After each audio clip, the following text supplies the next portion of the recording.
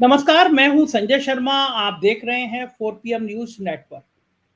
ये माहौल ऐसा है, ये समय ऐसा है कि सबकी ज़बान पर ताला लगा दिया गया है। आप अगर बोलना चाहते हैं, आप अगर सच दिखाना चाहते हैं, तो सोच लीजिए बहुत बड़ी-बड़ी परेशानियाँ आपके सामने खड़ी कर दी जाएँगी। लेकिन कुछ लोग ऐसे हैं देश में, सिस्टम में, जो बोलते हैं और खुलकर बोलते हैं। जब वो बोलते हैं तो सवाल उठते हैं और लोग सवाल उठाते हैं और वो खुद भी सवाल उठाते हैं। उस साहेब की आंखों में आंखें डाल के पूछते हैं कि आखिर मणिपुर क्यों जल रहा है। वो पूछते हैं कि देश में धर्म और जाति के नाम पर ऐसा माहौल क्यों खड़ा किया जा रहा है। और देखिए, ये जरूरी भी है।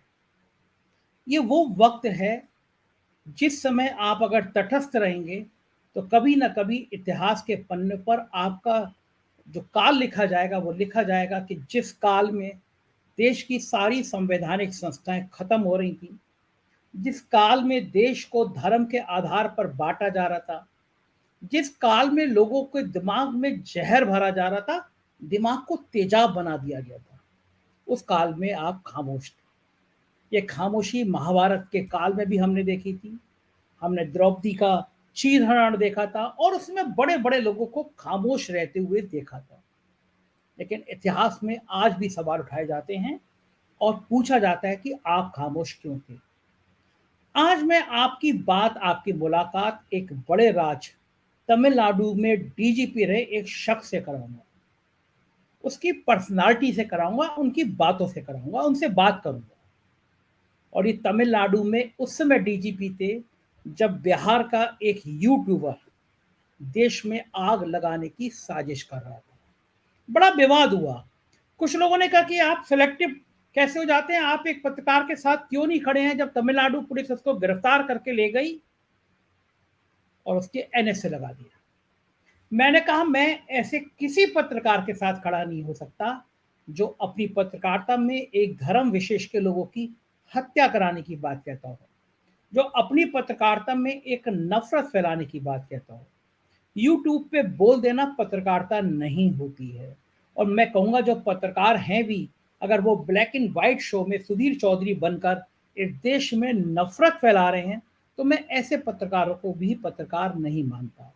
तो जिस समय तमिलनाडु में ये हिंसा हुई, तमिलनाडु को गर्म करने की, बिहार में आग लगाने की कोशिश हुई, उस समय तमिलनाडु में एक योग्य काबिल डीजीपी थे। और मैं करुणा सागर जी का परिचय इसलिए भी कराऊंगा कि एक ऐसा डीजीपी, एक ऐसा सुलझाऊ आईपीएस जिसने सोशल मीडिया का इस्तेमाल करके, जिस सोशल मीडिया से तमिलनाडु में आग लगाने की कोशिश की गई, उसी सोशल मीडिया का इस्तेमाल करके इस आईपीएस ने तमिलनाडु को बचा लिया। लोग रिटायर होके भी डर के मारे खामोश हो जाते हैं। लोग जानते हैं कि दिल्ली में जो हुकूमत बैठी है, लोग जानते हैं दिल्ली में जो साहिब हैं, वो रिटायर होने के बाद भी पीछा नहीं छोड़ेंगे अगर आपने उनके लिए एक शब्द भी बोला। मगर तमिलनाडु के इस डीजीपी ने जब रिटायरमेंट लिया तो उसको लगा कि सामाजिक न्याय की जो लोग बात करते हैं, सामाजिक समानता की जो बात करते हैं, उन लोगों के साथ खड़े होना चाहिए। देश में एक माहौल बनाना चाहिए, देश के बौद्धिक लोगों को एक मंच पर आना चाहिए। और फिर उन्होंने लालू यादव का साथ पकड़ा। तो मैं सीधे चलता हूँ तमिलनाडु के डीजीपी रहे करुणा सागर जी के पास। उनसे बातचीत करेंगे और समझने की कोशिश करेंगे कि कैसे एक राज्य का डीजीपी रहा व्यक्ति अब देश की राजनीतिक परिस्थितियों को, देश के मौजूदा माहौल को, देश की इस नफरत को अपने आईने से कैसे देखता है, देश का एक बहादुर आईपीएस इस नजरिए को कैसे देखता है, और देश में अमन चैन बनाए रखने के लिए, देश में प्यार का माहौल बनाए रखने के लिए अपनी भूमिका कैसे तय करता है। तो चलिए सीधे चलते हैं करुणा सागर जी के पास। तो स्वागत है करुणा जी। और मैं सबसे पहले तो मैं ये कॉम्प्लीमेंट देना चाहूंगा कि आपको देख के लगते ही नहीं है कि आप रिटायर्ड हो गए हैं, आप रिटायर्ड डीजीपी हैं। आप इतने फिट हैं कि आज मुझे अपने पे कॉम्प्लेक्स हो रहा है कि मैं इतना मोटा हूँ और आप कितने फिट हैं। इतनी स्मार्टनेस का राज क्या है आपका? पहला सवाल मैं आपसे यही करूंगा आज। बहुत बहुत धन्यवाद संजय जी। और सबसे पहले तो मैं इस देश की जनता की तरफ से आपको बधाई देता हूं कि जब नेशनल चैनल के मालिक हैं वो पत्रकारिता को दुकान बोलते हैं, चैनल को दुकान बोलते हैं। तो मुझे बड़ी खुशी है कि आप दुकानदारी नहीं कर रहे हैं, पत्रकारिता कर रहे हैं, और इसके लिए बहुत बहुत साधुवाद। मैं बड़ा हैरान हुआ था कि मतलब मुझे बड़ा चौंकाने वाला हुआ था कि जब आप बिहार में आए थे और हम लोगों का बिहार एडिशन लॉन्च है कि 4 पीएम बिहार, तो मेरे वहाँ के जो स्टेट हेड है अभिषेक, उसने कहा कि तमिलनाडु के डीजीपी आपको पूछ रहे थे। तो मेरे लिए ये बड़ी खुशी की बात थी कि तमिलनाडु जैसे राज्य में जहाँ पे हिंदी बोली भी नहीं जाती, वहाँ के डीजीपी मुझे जानते हैं। तो सच में बताऊँ सर, मुझे बड़ा अच्छा-सा लगा, मतलब ये लगा कि हाँ, चलो 4 पीएम अब वहाँ भी पहुँचता है देश में। तो सर आप वहाँ सुनते थे क्या 4 पीएम? हाँ हाँ, हम आपको बहुत समय से फॉलो कर रहे हैं, लगातार सुनते हैं। और देखिए, आज जो स्थिति है कि सच जानने के लिए यूट्यूब पे जाना ही पड़ता है, और आप जैसे अगर पत्रकार नहीं हो तो शायद जो सच लोगों के सामने आना चाहिए वो नहीं आ पाएगा। नहीं, नहीं, शुक्रिया सर। और मुझे ये भी हैरानी हो रही है, इस समय मौजूदा सिस्टम में तो छोड़िए, लोग रिटायर होने के बाद भी ये लाइन कह नहीं पाते हैं जो आप बोल रहे हैं। तो आपको डर नहीं लगता कि दिल्ली में एक साहिब हैं, वो रिटायरमेंट होने के बाद भी फाइलें ढूँढते हैं, तो आपको इस तरह का कोई डर नहीं लगता है? नहीं, अब तो देखिए, हम आरजेडी ज्वाइन कर लिए हैं और आरजेडी के साथ काम कर रहे हैं। तो सब कुछ सोच समझ के किया था, और आरजेडी को ज्वाइन ही इसलिए किया था क्योंकि मैं जो आइडियोलॉजिकली अपने आप को उसके साथ कंफर्टेबल महसूस करता हूँ। और मैं, मेरी पढ़ाई लिखाई से लेके और नौकरी तक हमेशा एक उदार विचारधारा, प्रोग्रेसिव विचारधारा से प्रभावित रहा हूँ। उसी तरह की पढ़ाई लिखाई थी, उसी तरह से हमने नौकरी भी की, और एक ऐसे राज्य में नौकरी की जिस राज्य में सामाजिक न्याय बहुत महत्वपूर्ण रहा है। वो हुँ, पेरियार की भूमि है। और हुँ, देखिए, जो मुख्य जो दो पार्टियां हैं, डीएमके और एआईडीएमके, उन दोनों में बेसिक विचारधारा में बहुत ज्यादा परिवर्तन नहीं है। दोनों पेरियार को मानते हैं, दोनों अन्नादुरई को मानते हैं, दोनों सामाजिक न्याय की बात करते हैं, और जो सरकार के जो संसाधन हैं उसको भी सामाजिक न्याय के हिसाब से चलाया जाता है। तो चूंकि इस तरह के माहौल में मेरा पूरा वर्किंग लाइफ गुजरा, तो इसलिए ये विचारधारा मेरे लिए मतलब सेकंड नेचर बन गया। और इसलिए जब राजनीति की बात हमने सोची, तो फिर आरजेडी से बढ़िया कोई विकल्प मेरे सामने नहीं था। करुणा जी, बिल्कुल ठीक बात आपने कही कि तमिलनाडु कम से कम उस जगह की वो भूमि है, जहाँ पे सामाजिक न्याय की बात बड़ी मुखरता से की जाती है। और देश में इस समय शायद सबसे ज़्यादा ज़रूरी बात है, वो सामाजिक न्याय है। ये असंतुलन देश के अलग-अलग हिस्सों में देखा जाता है। कहीं धर्म के नाम पे असंतुलन है, कहीं जाति के नाम पे असंतुलन है। आपको लगता है कि इस देश में एक बौद्धिक चिंतन की, एक ब्यूरोक्रेट, जो रिटायर्ड ब्यूरोक्रेट हैं, उनके चिंतन का एक ऐसा एक बौद्धिक ज़रूरत है, क्योंकि समाज को मेन स्ट्रीम मीडिया ने जिस तरह ज़हर में तब्दील कर दिया, आदमी का दिमाग तेज़ाब से भर दिया है। तो ये जो बौद्धिक खुराक होती है देश में, क्या आप महसूस करते हैं इसकी बहुत ज़्यादा ज़रूरत है? देखिए, मैं ये महसूस करता हूँ कि एक तबका है जो इन चीज़ों से जल्दी प्रभावित होता है, खासकर जो सोशल मीडिया का इम्पैक्ट है। लेकिन मुझे बहुत ज़्यादा विश्वास है इस देश की आम जनता पर।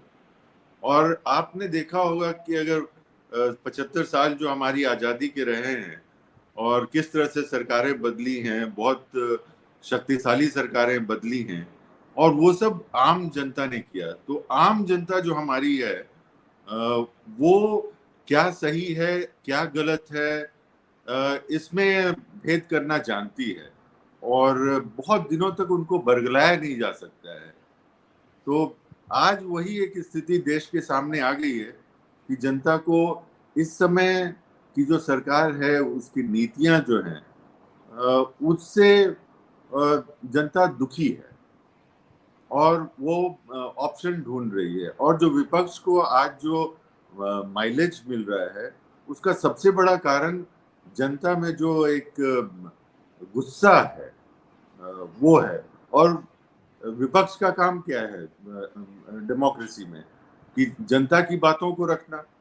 तो विपक्ष वही कर रहा है जो जनता चाहती है। तो आपको विपक्ष को ड्राइव इस समय जनता कर रही है। बिल्कुल ठीक कह रहे हैं आप कि जनता चाहती है, जनता सुनना चाहती है, लेकिन करुणा जी आपने तो चूँकि आप आईपीएस हैं, आपने डीजीपी रहे हैं इतने बड़े राज्य के, आपने पूरा सिस्टम को समझा है, सिस्टम को जाना है। क्या सिस्टम कभी ऐसे कोलैप्स होते हुए देखा है आपने? जो संवैधानिक संस्थाएँ हैं, चुनाव आयोग है, मीडिया है और बाकी तमाम संवैधानिक संस्थाएँ एक तरह से पंगु होती जा रही हैं देश में। क्या इससे डेमोक्रेसी बच पाएगी? देखिए, डेमोक्रेसी तो बचेगी। मैं बहुत आशावादी आदमी हूँ। स्थितियां अच्छी नहीं हैं। अभी आप देख रहे हैं देश में कि पिछले 6 सप्ताह से मणिपुर में क्या हो रहा है। मणिपुर पूरी तरह से जल रहा है। कुकीज और मेतीस के बीच में इस तरह की खाई कभी नहीं थी और कोई महत्वपूर्ण कोशिश दिख नहीं रही है। उसी तरह से आपने देखा उत्तराखंड में इस समय दुकानों के सामने काले क्रॉस लगाए गए। ये रिमाइंड करता है कि 1930 के जर्मनी में स्टार ऑफ डेविड की ग्राफिटी बनाई जाती थी जिनको टारगेट किया जाता था। तो ये बहुत ही गंभीर स्थिति है, लेकिन अब ये चीजें जनता तक पहुंच रही हैं और आप जैसे पत्रकार इसमें बहुत महत्वपूर्ण रोल अदा कर रहे हैं कि इन बातों को जनता के सामने सीधा पहुंचा रहे हैं। और जो सोशल मीडिया, डिजिटल मीडिया का जो पावर है, आज जो स्मार्टफोन की जो शक्ति है, तो आम जनता तक ये बातें पहुंच रही है और आम जनता इन बातों से अब प्रभावित हो रही है। करुणा जी, ये बहुत मज़े की बात यह है कि हमने मेन स्ट्रीम मीडिया में देखा था कि बड़े-बड़े चैनल, नामी-गिरामी चैनल, खुद को नंबर 1 चैनल कहने वाले, वो कहते थे कि रूस और यूक्रेन का युद्ध हमारे प्रधानमंत्री जी ने रुकवा दिया, विराम लगा दिया, युद्ध विराम हो गया। लेकिन मणिपुर जल रहा है, महीनों से जल रहा है, रोज़ मौतें हो रही हैं, मंत्री का घर जला दिया गया।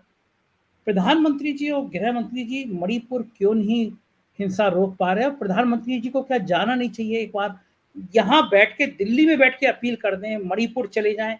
मैंने नहीं सुना कि प्रधानमंत्री ने अभी तक मणिपुर वासियों से कोई अपील की हो। अगर आपने सुना हो तो आप थोड़ा मुझे जानकारी दे दीजिएगा।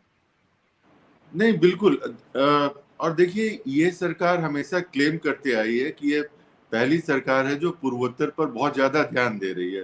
पूर्वोत्तर को मेन स्ट्रीम देश से जोड़ने की पुरजोर कोशिश की जा रही है और उस समय ये हो रहा है।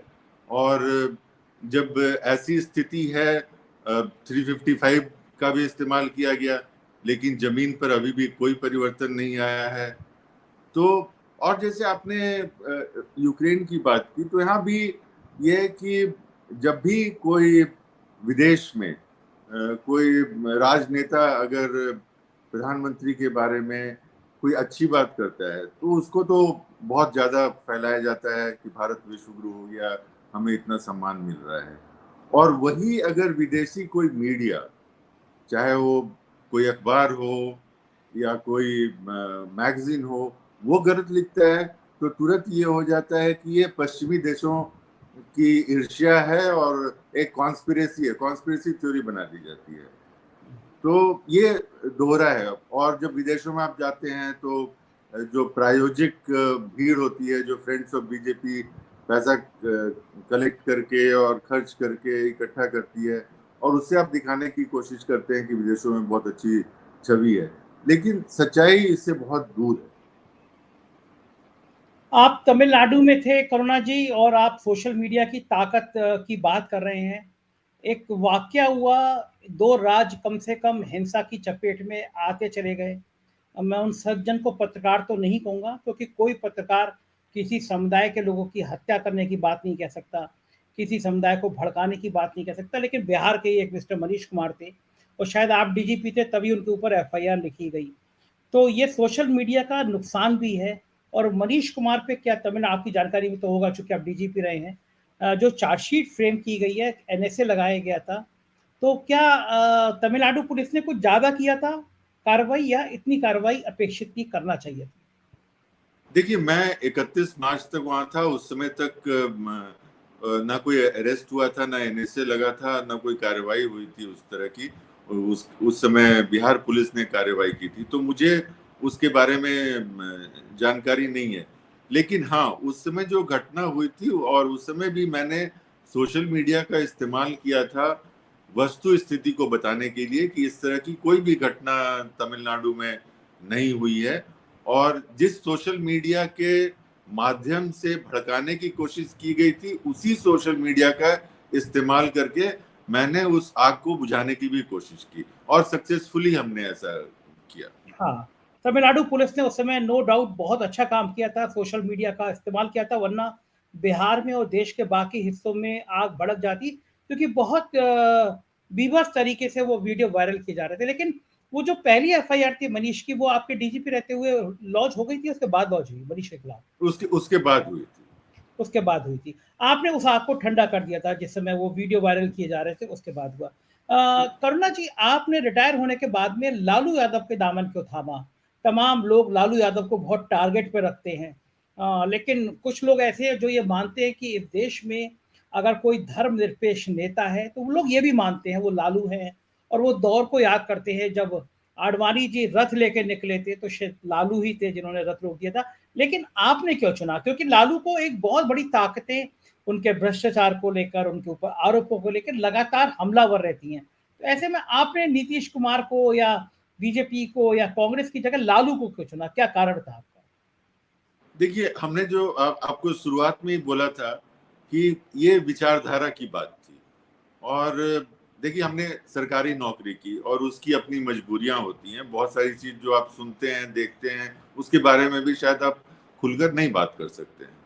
तो मुझे एक ऐसा प्लेटफॉर्म चाहिए था जहां हम अपनी विचारधारा को खुलकर बात कर सकें। और जैसा आपने लालू जी के बारे में बताया कि सामाजिक न्याय की जो लड़ाई उन्होंने लड़ी, और कभी भी उन्होंने जो धार्मिक कटुता फैलाने वाली शक्तियों के साथ समझौता नहीं किया, तो वो एक उनको बाकी नेताओं से भी अलग करता है। और दूसरी बात जो मेरे कॉन्टेक्स्ट में महत्वपूर्ण है, वो ये है कि आज जो आरजेडी है उसमें तेजस्वी जी जो हैं वो एक मुख्य नेता और ड्राइवर की सीट पर हैं, और ये युवा हैं, आधुनिक सोच है, और इन्होंने ए टू जेड का नारा दिया।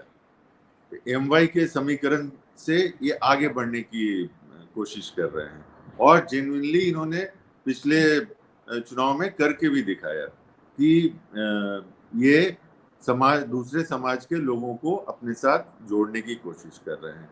तो एक प्रगतिशील विचारधारा, दूसरी सबको साथ लेके चलने की बात, और एक आधुनिक और एक युवा नेतृत्व।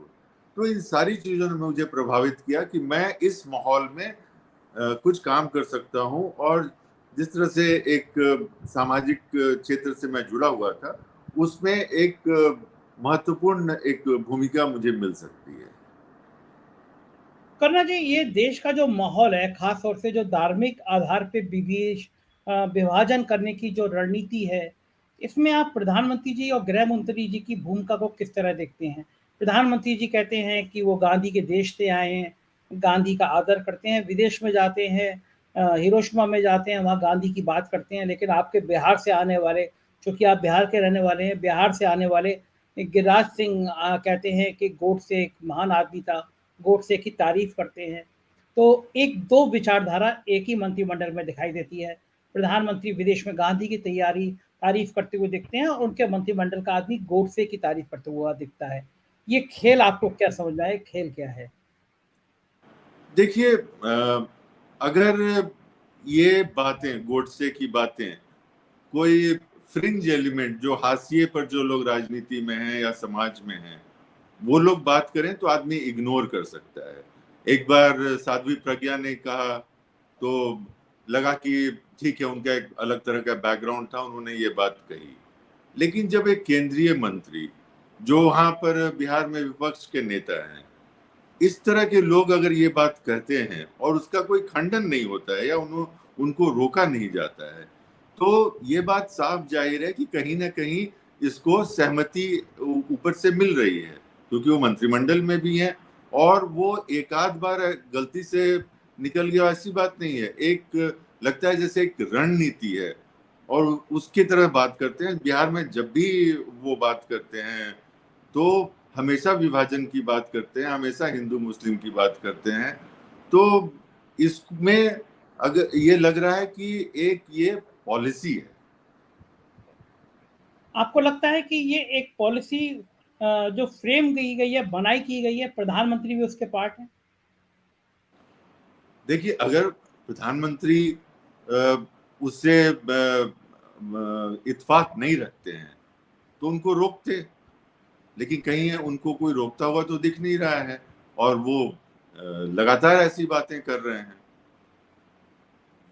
करुणा जी, बिहार में अब से 1 डेढ़ साल पहले अगर कोई पूछता है, हमसे कुछ सवाल करता था कि भई, हम कहते थे चुनाव का क्या सीन है? लोग कहते थे चुनाव में क्या है, आएँगे तो मोदी।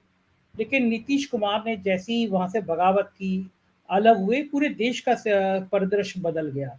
विपक्ष की एक मजबूत ताकत सामने नज़र आने लगी, आवाज़ नज़र आने लगी। आपको क्या लगता है 2024 में बिहार से क्या संकेत आएँगे? बिहार में आज एक खबर चल रही थी कि बीजेपी ने 30 सीटों पर लड़ने का मन बनाया है। आप चूँकि बिहार के रहने वाले हैं, लालू यादव की पार्टी के प्रवक्ता हैं। आपको क्या लगता है कि आने वाले समय में बीजेपी को कितनी सीटें हासिल हो सकती हैं? और क्या आपकी रणनीति क्या है? देखिए, बिहार में जो महागठबंधन है वो बहुत मजबूत है, और मजबूत सिर्फ मैं जातीय समीकरण की बात नहीं कर रहा हूँ। वो इस समय जिस विचारधारा को लेकर चल रही है, उस विचारधारा से वहाँ की जनता पूरी तरह से प्रभावित है, और जनता अपना मन बना चुकी है कि महागठबंधन के साथ रहेंगे। और बिहार का एक बैकग्राउंड रहा है, इसलिए देखिए, जब विपक्षी एकता की मीटिंग भी हो रही है 23 जून को, अगले कुछ ही दिन में, तो वो बिहार से हो रही है, क्योंकि बिहार क्रांति की भूमि रही है। और मैं बहुत बड़ा इतिहास में लिच्छवियों के इतिहास में नहीं जा रहा हूँ, लेकिन आपने देखा कैसे जयप्रकाश नारायण का मूवमेंट हुआ, और उस समय की कितनी शक्तिशाली सरकार को उन्होंने किस तरह से धाराशायी किया। तो बिहार अभी लीड ले रहा है, और हमारे मुख्यमंत्री, हमारे उप मुख्यमंत्री लगातार सभी विपक्षी नेताओं से मिल रहे हैं, सबको एक प्लेटफॉर्म पर ला रहे हैं। और विपक्ष में एक जनरल जो कंसेंसस होता है, एक स्ट्रेटजी जहां की जो बात है, वो तो बिल्कुल तैयार है कि जहां तक भी कोशिश हो विपक्ष के वोटों का विभाजन नहीं हो।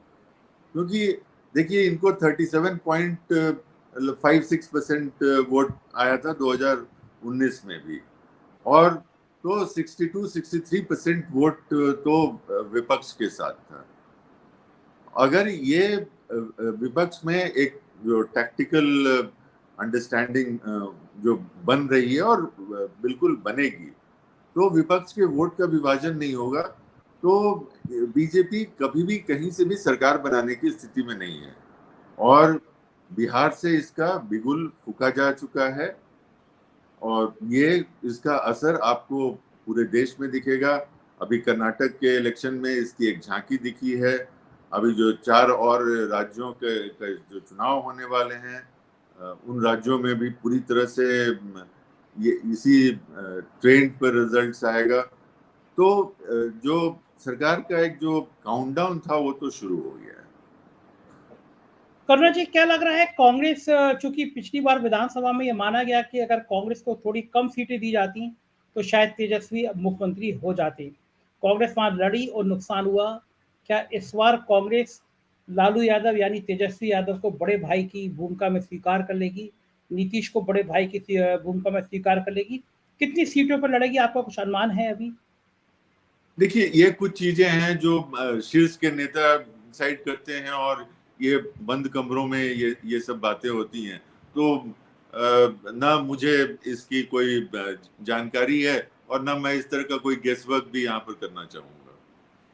करुणा जी, एक सवाल और, जब भी लालू यादव का नाम आता है, बीजेपी कहती है कि अगर लालू यादव आ गए तो जंगल राज आ जाएगा, गुंडा राज आ जाएगा, लालू यादव जी के पिछले कार्यकाल के उदाहरण देते हैं कि तब पटना में और बाकी जगह कानून व्यवस्था बहुत खराब हो गई थी। ये जनरल बातें करती है बीजेपी, आरोप लगाती है। इन आरोपों का जवाब कैसे देंगे आप लोग?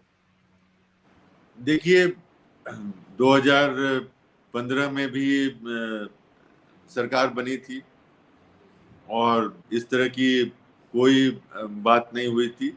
अभी भी पिछले लगभग साल भर से 8-9 महीने से सरकार चल रही है और इस तरह की कोई बात नहीं है। एक प्रगतिशील सरकार है और सभी लोग बहुत जिम्मेवारी से काम कर रहे हैं। तो ये बातें फैलाना वैसे ही जैसे कई बार हम बिहारी लोग महसूस करते हैं कि हम लोग के बारे में एक गलत धारणा बाहर फैलाई जाती है। तो उसी तरह से ये एक राजनीतिक इंस्ट्रूमेंट है, इसमें कोई सच्चाई नहीं है। अगर आप घटनाओं को देखें तो बगल में आपके राज्य में यूपी में जिस तरह से बाहुबलियों का बोलबाला रहता है, उससे तो बिहार में ऑर्गेनाइज क्राइम बिल्कुल ही नहीं है। और घटनाएं भी देखिए, दिल्ली में जहां पर केंद्र की पुलिस है, दिल्ली की घटनाओं को देखिए। तो इन घटनाओं से तुलना करते हैं और एनसीआरबी के जो डेटा है, क्राइम के डेटा हैं, उसको कंपेयर कीजिए, तो कहीं से भी इस बात में कोई सच्चाई नहीं है। करुणा जी, आखिरी सवाल, क्या लग रहा है जिस तरह तमिलनाडु में एक मिनिस्टर के घर पे ईडी का छापा मारा गया, जिस तरह तेजस्वी को घेरने की कोशिश हुई, क्या दिल्ली की सरकार 2024 के चुनाव तक तेजस्वी को बाहर रहने देगी? लोग कह रहे हैं ईडी और सीबीआई की जांच जिस तरह तेज हुई है, शायद तेजस्वी की भी गिरफ्तारी हो जाए। क्या ऐसी कोई आशंका, ऐसा कोई डर लगता है आपकी पार्टी को? देखिए, उसके बारे में तो अब नहीं बता सकते हैं कि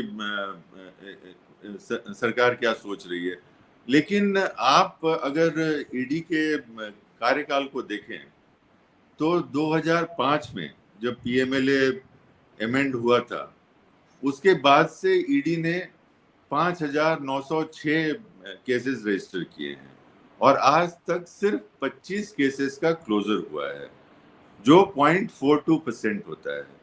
तो ईडी का जो सिस्टम है कि भाई ये इकोनॉमिक ऑफेंस को रोकने की व्यवस्था है, तो जो गिल्टी है उसको पनिश करना चाहिए, लेकिन पनिशमेंट तो कहीं दिखता नहीं है। यहाँ पर ऑप्टिक्स होता है कि मीडिया ट्रायल करवाइए और एक सार्वजनिक रूप से गिरफ्तारी कीजिए, वो हेडलाइंस चलेंगे, कुछ दिन के बाद उस केसेस के बारे में कोई बात नहीं करेगा। और जो केसेस रजिस्टर हुए हैं उसमें 95% जो पॉलिटिशियंस के अगेंस्ट हुए हैं, 95% अपोजिशन लीडर्स के खिलाफ हुए हैं, जो अपने आप में दिखाता है कि ईडी का फोकस क्या है। शुक्रिया करुणा जी, आपने हमसे बात की, समय निकाला। हम कामना करेंगे कि आप ऐसी स्वस्थ और स्मार्ट बने, आपका ऐसी चेहरा हम लोग देखते रहें। बहुत बहुत शुक्रिया आपने अपना कीमती समय देने के लिए। Thank you. धन्यवाद, बहुत बहुत धन्यवाद संजय जी। तो ये थे तमिलनाडु के पूर्व डीजीपी करुणा सागर जी। आपने बात सुनी और कितने बेबाकी तरीके से ये कह रहे थे कि देश में जरूरत है इस समय सामाजिक न्याय की, ऐसे लोगों के साथ खड़े होने की जो देश में प्यार का संदेश दे सके। मुझे यकीन है ये साक्षात्कार आपको पसंद आया होगा। अपनी राय से जरूर अवगत कराइएगा कमेंट बॉक्स में, हमारे साथ बने रहिएगा। राज्यों की खबरें देखनी हो तो हमारे कुछ राज्यों के चैनल हैं, 4 PM UP, 4 PM Bihar, 4 PM Gujarat, 4 PM Karnataka और अब 4 PM महाराष्ट्र। इन्हें भी सब्सक्राइब करिएगा। शुक्रिया, थैंक यू।